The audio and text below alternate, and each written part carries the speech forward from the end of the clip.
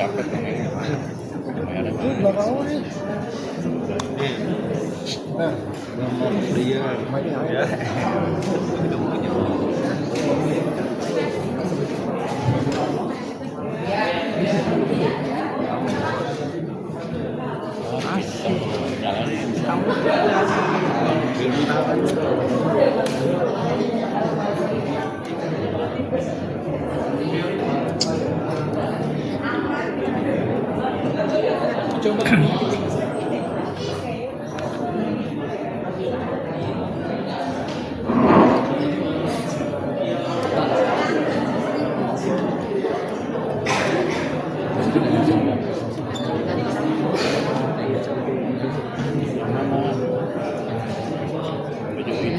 hijab abu-abu urusan lagi itu urusan lagi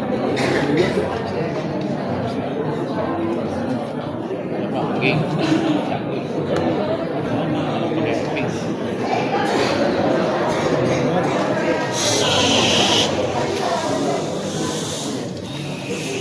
kayak sumpah dah.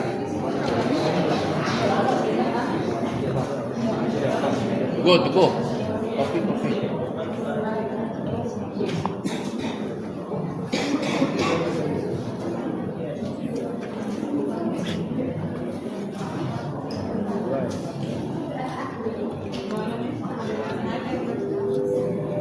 Siman mau jauh nengok ke belakang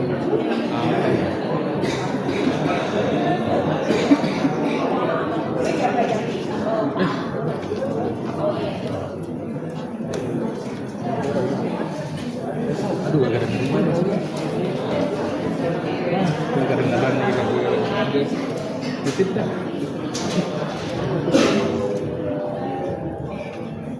kalau kosong itu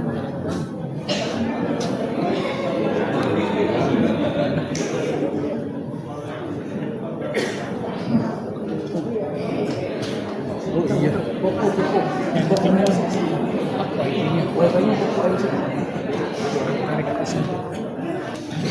Menimbang bahwa terkait keberatan tertuduh ini masih sama majelis hakim sependapat dengan penuntut umum bahwa untuk memperoleh fakta sebenarnya apakah jaksa penuntut umum mencantumkan dan mereka korban yang sebenarnya dalam surat dakwanya haruslah dilakukan pemeriksaan terlebih dahulu terhadap bukti bukti baik yang diajukan penuntut umum maupun penasihat hukum terdakwa.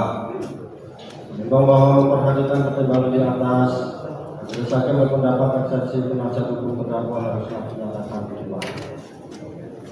Menimbang bahwa keberatan atau eksepsi ke-8 penasihat hukum terdakwa adalah surat dakwaan tidak cermat, tidak lengkap, tidak jelas antara dakwaan pertama alternatif ke-1 dengan dakwaan pertama alternatif kedua dengan perbuatannya sama tapi pasal yang diterapkan berbeda.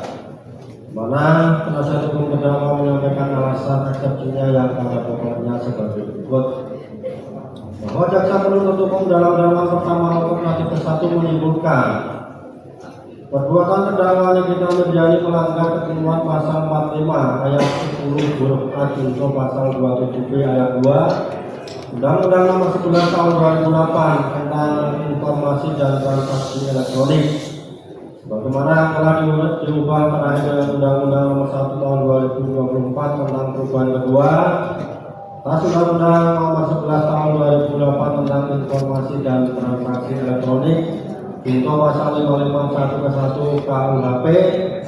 Sedang pada dakwaan pertama alternatif kedua, jaksa penuntut umum menyimpulkan perbuatan terdakwa Nikita Mirzani melanggar ketentuan pasal 369 ke 1 KUHP junto pasal 551 ke 1 KUHP bahwa uraian perbuatan terdakwa Nikita Mirzani yang ada di dalam dakwaan pertama alternatif ke 1 sama persis dengan uraian perbuatan terdakwa Nikita Mirzani yang ada pada dakwaan pertama alternatif kedua. tetapi pasal yang diterapkan jaksa penuntut umum berbeda. Bahwa unsur pasal sebagaimana dalam surat dakwaan pertama alternatif ke-1, jaksa penuntut umum mempunyai bahwa unsur pasal sebagaimana dalam surat dakwaan pertama alternatif ke-1 jaksa penuntut umum mempunyai perbedaan dengan unsur pasal sebagaimana dalam surat dakwaan pertama alternatif kedua jaksa penuntut umum. Bahwa jika pasal yang diterapkan pada dakwaan pertama alternatif ke-1 berbeda dengan dakwaan pertama alternatif kedua berbeda, maka secara hukum seharusnya realitas perbuatannya pun juga harus berbeda. Karena delik inti dari pasal 45 ayat 10 huruf A untuk pasal 27B ayat 2 Undang-Undang Informasi dan Transaksi Elektronik adalah mengatur tentang terjadinya tindak pidana melalui sarana penyebaran informasi elektronik yang berisi ancaman pencemaran atau ancaman akan membuka rahasia. Sedangkan delik ini yang ada di dalam pasal 369 ayat 1 KUHP adalah mengatur tentang adanya perbuatan memaksa seseorang untuk memberitahukan sesuatu dengan ancaman akan mencemarkan baik dengan lisan maupun tulisan atau dengan ancaman akan membuka rahasia. Juga bahwa atas alasan eksepsi penasihat hukum terdakwa di atas, majelis hakim akan mempertimbangkan sendiri keberatan penasihat hukum terdakwa sebagai berikut. Menimbang bahwa penuntut umum dalam menyusun dakwanya adalah berdasarkan berita acara pemeriksaan dan keterangan saksi-saksi, berita acara pemeriksaan dari pendapat ahli, berita acara pemeriksaan dari keterangan terdakwa, adanya bukti surat dan barang bukti. Menimbang bahwa dari keterangan yang ada dalam berita acara pemeriksaan tersebut, selanjutnya penuntut umum akan menerangkan uraian perbuatan terdakwa dalam surat dakwaan dengan menentukan pasal yang akan dikenakan terhadap terdakwa. Menimbang bahwa pada akhirnya dengan uraian perbuatan tersebut, maka manakala penuntut umum yakin adanya suatu perbuatan hukum yang dilakukan terdakwa, maka akan disusun dengan dakwaan tunggal. Namun apabila ada keraguan pada uraian perbuatan terdakwa dengan pasal yang akan dikenakan, maka penuntut umum akan menyusun dengan dakwaan alternatif. Namun manakala dalam uraian perbuatan terdakwa ada lebih dari satu perbuatan, maka penuntut umum akan menyusun dakwaan dengan dakwaan kombinasi atau gabungan. Menimbang bahwa kesimpulannya adalah dengan uraian perbuatan yang telah disusun berdasarkan keterangan yang ada dalam berita acara pemeriksaan, bukti surat dan bukti, selanjutnya adalah kewenangan penuntut umum untuk menentukan bentuk dakwaan yang akan dikenakan kepada terdakwa, maka dakwaan tunggal, alternatif maupun kombinasi atau gabungan. Menimbang bahwa memperhatikan pertimbangan hukum di atas, majelis hakim berpendapat eksepsi penasihat hukum terdakwa telah dinyatakan ditolak. Menimbang bahwa selanjutnya eksepsi ke-9 penasihat hukum terdakwa adalah surat dakwaan tidak cermat, tidak lengkap dan tidak jelas karena jaksa penuntut umum mengkumulasikan atau menggabungkan perbuatan pengancaman dengan pencemaran nama baik dengan pasal 3 Undang-Undang Nomor 8 Tahun 2010 tentang tindak pidana pencucian uang. Padahal dalam pasal 3 Undang-Undang Tindak Pidana Pencucian Uang tidak terdapat tindak pidana asal atau predikat lain berupa tindak pidana pengancaman dan pencemaran nama baik. Di mana penasihat hukum terdakwa menyampaikan alasan eksepsinya yang pada pokoknya sebagai berikut. Bahwa jaksa penuntut umum dalam dakwaan kedua kumulatifnya berkenaan dengan tindak pidana pencucian uang menguraikan sebagai berikut. Bahwa pada tanggal 14 November 2024 dan 15 November 2024, terdakwa Nikita Mirzani dan saksi Ismail Marzuki melakukan pemerasan dengan ancaman untuk mencemarkan nama baik dari saksi Lesa Gadis dan seterusnya. Bahwa perbuatan terdakwa Nikita Mirzani melanggar pasal 3 Undang-Undang Nomor 8 Tahun 2010 tentang pencegahan dan pemberantasan tindak pidana pencucian uang, junto pasal 551 ke 1 Kitab Undang-Undang Hukum Pidana dan seterusnya. Bahwa kemudian dalam dakwaan pertama alternatif ke-1, jaksa penuntut umum menyimpulkan perbuatan terdakwa Nikita Milyani melanggar ketentuan pasal 45 ayat 10 huruf A junto pasal 27B ayat 2 Undang-Undang Nomor 11 Tahun 2008 tentang informasi dan transaksi elektronik. Selanjutnya dalam dakwaan pertama alternatif kedua, jaksa penuntut umum menyimpulkan perbuatan terdakwa Nikita Milyani melanggar ketentuan pasal 369 KUHP, bahwa jika merujuk pada uraian surat dakwaan jaksa penuntut umum yang kemudian mengakumulasikan atau menggabungkan tindak pidana ancaman pencemaran baik dengan lisan maupun tulisan, atau dengan ancaman akan membuka rahasia dengan pasal 3 Undang-Undang Nomor 8 Tahun 2010 tentang pencegahan dan pemberantasan tindak pidana pencucian uang, maka terbukti surat dakwaan jaksa penuntut umum merupakan surat dakwaan yang tidak cermat, tidak lengkap, dan tidak jelas. Sebab dalam pasal 3 Undang-Undang Nomor 8 Tahun 2010 tentang pencegahan dan pemberantasan tindak pidana pencucian uang tidak terdapat tindak pidana asal atau predikat terkait dengan tindak pidana ancaman pencemaran nama baik dengan lisan maupun tulisan atau dengan ancaman akan membuka rahasia sebagaimana dalam dakwaan alternatif ke-1 dan kedua jaksa penuntut umum.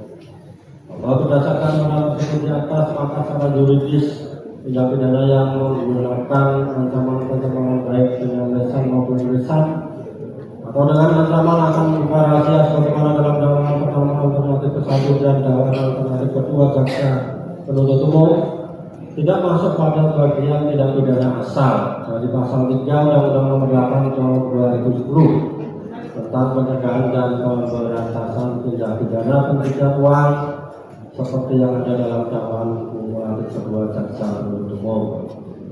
Bahwa secara yuridis dakwaan ancaman pencemaran nama baik dengan lisan maupun tulisan atau dengan ancaman akan membuka rahasia sebagaimana dalam dakwaan pertama alternatif 1 dan dakwaan pertama alternatif kedua jaksa penuntut umum dan dakwaan tindak pidana pencucian uang tidak bisa diakumulasikan secara langsung, sebab dakwaan ancaman pencemaran nama baik dengan lisan maupun tulisan dengan ancaman akan membuka rahasia adalah delik yang diatur dalam kitab undang-undang pidana dan undang-undang informasi dan transaksi elektronik. Sedangkan tindak pidana pencucian uang adalah tindak pidana tersendiri yang berkaitan dengan upaya menyembunyikan atau menyembunyikan asal-usul harta kekayaan yang diperoleh dari tindak pidana asal sebagaimana diatur dalam pasal 2 Ayat 1 Undang-Undang Nomor 8 Tahun 2010. Bahwa atas alasan eksepsi penasihat hukum terdakwa di atas, penuntut umum dalam tanggapannya pada pokoknya penuntut umum tidak akan menanggapi lebih lanjut karena pada dalil eksepsi ini tidak bersifat eksepsional karena sudah menyentuh hal-hal di luar lingkup materi eksepsi sebagaimana pasal 156 ayat 1 KUHP. Bahwa terkait keberatan ke-9 ini masih sama, majelis hakim sependapat dengan penuntut umum harus dilakukan pemeriksaan terlebih dahulu terhadap bukti-bukti baik yang diajukan oleh penuntut umum maupun penasihat hukum terdakwa. Bahwa memperhatikan pertimbangan di atas, majelis hakim berpendapat eksepsi penasihat hukum terdakwa telah dinyatakan ditolak. Menimbang bahwa selanjutnya keberatan atau eksepsi ke-10 penasihat hukum terdakwa adalah surat dakwaan tidak cermat, tidak lengkap, dan tidak jelas karena jaksa penuntut umum dalam menguraikan bentuk tindak pidana asal yang mana dilakukan terdakwa Nikita Milyani dalam undang-undang tindak pidana pencucian uang, di mana penasihat hukum terdakwa menyampaikan alasan eksepsinya yang pada pokoknya sebagai berikut. Bahwa jaksa penuntut umum dalam surat dakwaan kedua kumulatifnya pada intinya menguraikan perbuatan terdakwa Nikita Milyani telah melanggar ketentuan yang diatur dalam dan diancam pidana dalam pasal 3 Undang-Undang Nomor 8 Tahun 2010 tentang pencegahan dan pemberantasan tindak pidana pencucian uang junto pasal 551 KUHP, bahwa merujuk pada surat dakwaan jaksa penuntut umum tersebut, maka secara hukum surat dakwaan jaksa penuntut umum merupakan surat dakwaan yang tidak cermat, tidak lengkap, dan tidak jelas karena jaksa penuntut umum tidak memberikan jenis tindak pidana asal mana yang dilakukan terdakwa Nikita Milyani. bahwa pasal 21 Undang-Undang Nomor 8 Tahun 2010 tentang pencegahan dan pemberantasan tindak pidana pencucian uang terdapat 26 jenis tindak pidana asal.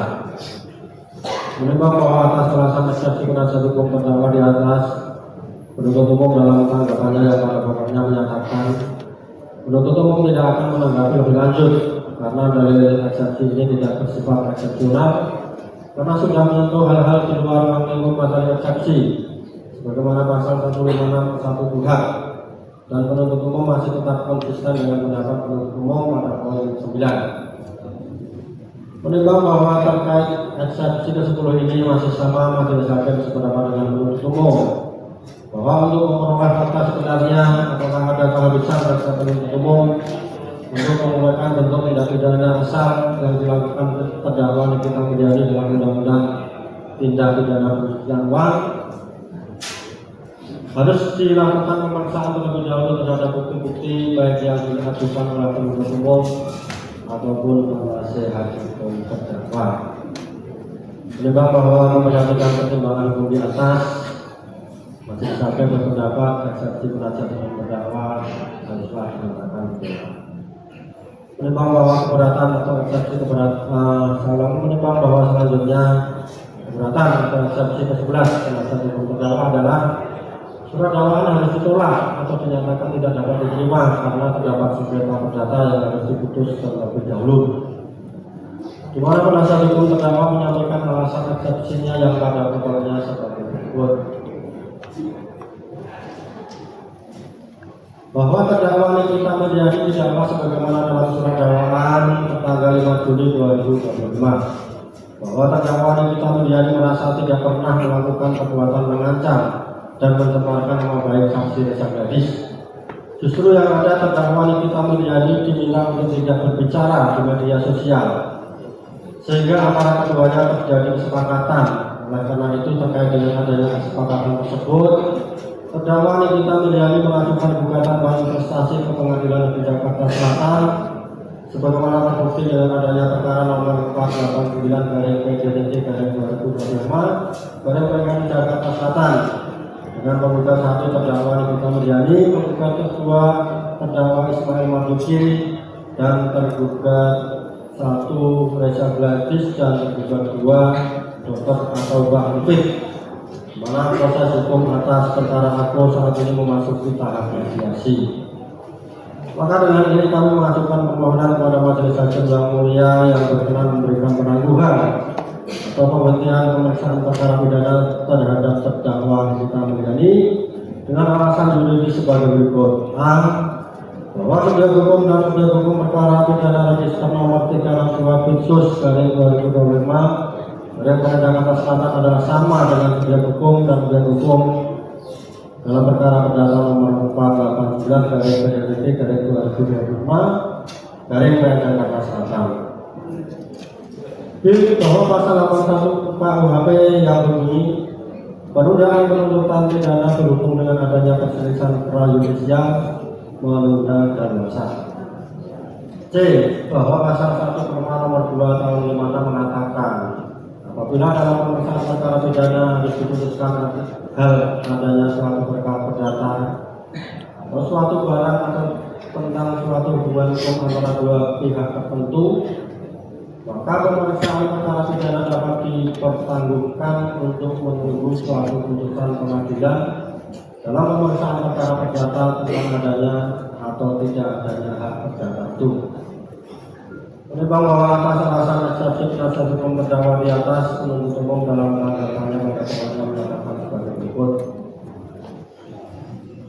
bahwa perkara pidana merupakan ranah hukum publik yang menyangkut kepentingan umum, sehingga tidak dapat dikesampingkan hanya karena adanya kesepakatan privat para pihak.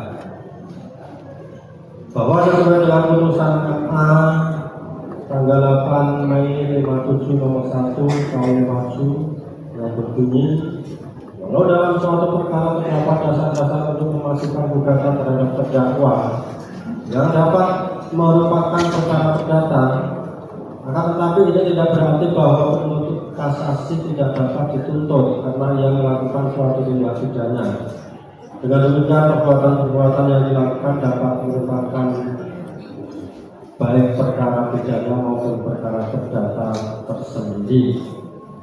Selanjutnya bahwa Adami Hayawi, hubungan dan kedudukan timbal balik antara kedua perkara dalam kurung perdata dan pidana adalah bahwa kebenaran material yang didapat dari pemeriksaan perkara pidana akan mempengaruhi dan menentukan kedudukan terhadap perkara perdatanya, bukan sebaliknya. Dengan demikian, maka kedudukan kedua perkara ini ialah putusan perkara pidana akan menentukan terhadap putusan perkara perdatanya. Menimbang bahwa terkait pasal 81 KUHP dan Perma nomor 2 tahun 1956, sebagaimana disampaikan penasihat hukum terdakwa dan penuntut umum, majelis berpendapat sebagai berikut. Menimbang bahwa Mahkamah Agung telah memberikan pengertian prejudisial melalui Sema nomor 4 tahun 1980 sebagai berikut. 1. Prejudisial ada yang merupakan masalah dipecahkan lebih dahulu sebelum berpindah, dan ada yang merupakan masalah yang dipecahkan terlebih dahulu sebelum mengambil keputusan. 2. Masalah dipecahkan lebih dahulu sebelum bertindak adalah mengenai perbuatan-perbuatan pidana tertentu yang disebut dalam Kitab Undang-Undang Hukum Pidana dalam kurung antara lain pasal 284 KUHP. Dalam hal ini diputuskan ketentuan perdata dulu sebelum dipertimbangkan tuntutan pidana. 3. Masalah dipecahkan dahulu sebelum mengambil keputusan. Menyangkut permasalahan yang diatur dalam pasal 81 KUHP. Pasal tersebut sekedar memberikan kewenangan, bukan kewajiban kepada hakim pidana untuk menangguhkan pemeriksaan, menunggu putusan hakim perdata mengenai persengketaannya. 4. Diminta perhatian bahwa andaikan hakim tidak mempergunakan lembaga hukum ini, hakim pidana tidak terikat pada hakim putusan perdata yang bersangkutan seperti dinyatakan dalam peraturan Mahkamah Agung nomor 1 tahun 1956. Menimbang bahwa Perma nomor 1 tahun 1956 merupakan upaya Mahkamah Agung mengusut kosongan hukum perihal prejudisial yang pada waktu itu belum terakomodir dalam hukum acara pidana. Hal tersebut tercermin dalam konsideran Perma nomor 1 tahun 1956 sebagai berikut. Menimbang bahwa oleh karena dalam peraturan acara pengadilan yang sekarang berlaku di Indonesia tiada peraturan mengenai hubungan antara pengadilan perdata dan pengadilan pidana, dalam hal ini ada tampak keraguan-raguan. Menimbang bahwa untuk menghilangkan keraguan-raguan ini, Mahkamah Agung menganggap perlu dengan menggunakan kekuasaan yang diberikan kepadanya pada pasal 131 Undang-Undang Mahkamah Agung Indonesia mengadakan peraturan sebagai berikut. 1. Pasal 1. Apabila dalam pemeriksaan perkara pidana harus diputuskan adanya suatu hal perdata atau suatu barang atau suatu tentang suatu hubungan hukum antara dua pihak tertentu, maka pemeriksaan perkara pidana dapat ditangguhkan untuk menunggu suatu putusan pengadilan dalam pemeriksaan perkara perdata tentang adanya atau tidak adanya hak perdata itu. 2. Pasal 2. Pertangguhan pemeriksaan perkara pidana ini dapat sewaktu-waktu dihentikan apabila dianggap tidak perlu. 3. Pasal 3. Pengadilan dalam pemeriksaan perkara pidana tidak terikat oleh suatu putusan pengadilan dalam pemeriksaan perkara perdata tentang adanya atau tidak adanya suatu hak perdata tadi. Menimbang bahwa memperhatikan pertimbangan di atas, majelis hakim berpendapat eksepsi penasihat hukum terdakwa haruslah dinyatakan ditolak. Menimbang bahwa dengan telah dipertimbangkan keseluruhan eksepsi penasihat hukum terdakwa, maka selanjutnya majelis hakim akan mempertimbangkan eksepsi terdakwa sebagai berikut. Menimbang bahwa eksepsi atau keberatan ke-1 terdakwa adalah terkait terdakwa didakwa telah mencemarkan nama baik Resa Gladys, di mana terdakwa menyampaikan alasan eksepsinya pada pokoknya sebagai berikut. Bahwa terdakwa didakwa telah mencemarkan nama baik saudara Resa Gladys karena telah mereview produknya yang sangat berbahaya. Selanjutnya saya memposting dengan tujuan memberikan edukasi kepada masyarakat terkait bahayanya menggunakan skincare yang abal-abal dan seterusnya. Bahwa atas kejadian tersebut Resa Gladys mencari-cari saya dan meminta untuk bertemu dengan alasan untuk mereview produknya yang baik-baik dan seterusnya. Bahwa percakapan tersebut adalah sebuah percakapan dan berbentuk kesepakatan, di mana adanya jasa, ada harga yang dibayarkan yang bernilai bisnis, dan itu sudah biasa saya lakukan, yang merupakan pekerjaan saya untuk endorse dan review produk, baik produk kecantikan ataupun produk lainnya. Akan tetapi setelah adanya transaksi kesepakatan dan ada pembayaran yang ada, saya malah dihadiri oleh Resa Gladys dengan menjadikan saya sebagai tersangka di Polda Metro Jaya dengan dugaan pemerasan yang sama sekali saya tidak pernah melakukan kekerasan, melainkan adanya kesepakatan untuk mereview produk dia dengan baik-baik. Menimbang bahwa atas alasan eksepsi penasihat hukum terdakwa di atas, penuntut umum dalam tanggapannya pada pokoknya menyatakan